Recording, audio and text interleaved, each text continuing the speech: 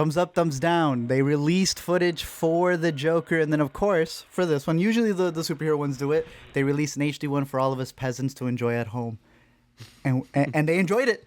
People went crazy. Yeah. They loved it. The imagery, the cinema, Zach. The director's idea. Whoa! Look, hey, I thought that was funny in the best way possible. I cannot wait to add that to the repertoire of cutaways. The director's idea? Did you not like the trailer? You know what? I thought the trailer was pretty good. Got to be honest. I thought the trailer was pretty good. Thank you. I appreciate that.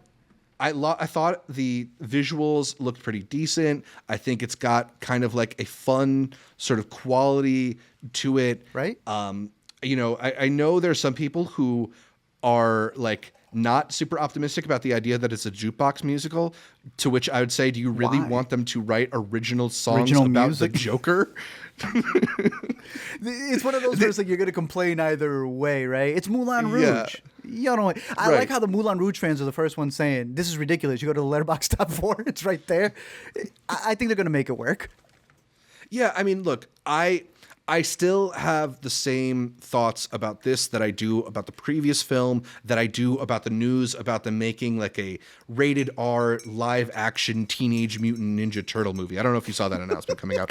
In that, like, not everything not everything needs to be adult. Not everything needs to be super dour and serious. And like I that Letterboxd review that goes viral about this movie, I just find it ringing in my head that like if you've never seen an ocean, a pool seems deep to you. Like it doesn't need to be that deep. I think what I'm happy with the Joker 2 trailer is that I'm hoping it's just going to lean into style and not lean into like this is a movie about the people who are forgotten by society.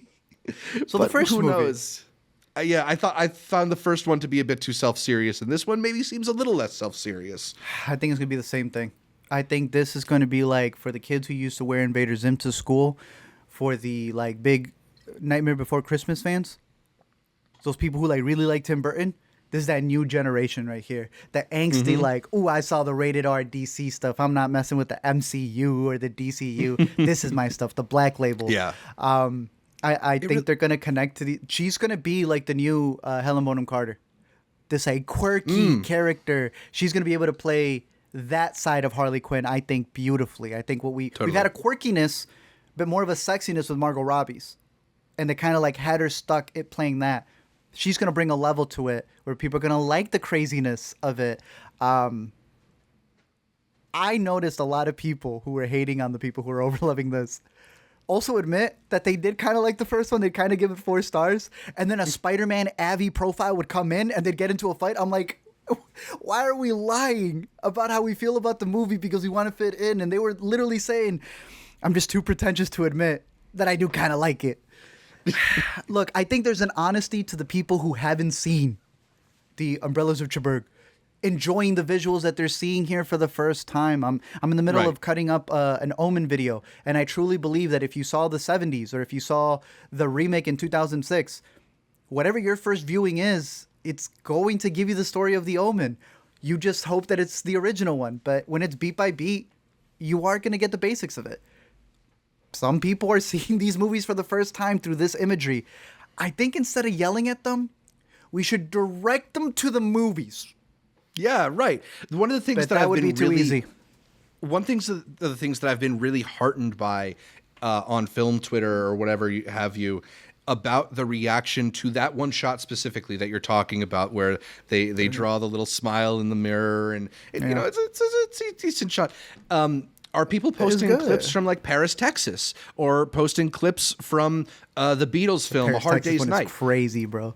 Right? Yeah. There's a lot of films that have done similar ideas, but like even if it, you know, the hope is when you have a modern film and they include references, that it's a motivator for you to go and watch those referenced films, right? Like hopefully Joker opened a lot of people's eyes up to the King of Comedy, because if you see Joker and you really like that, well, you probably should see the King of Comedy.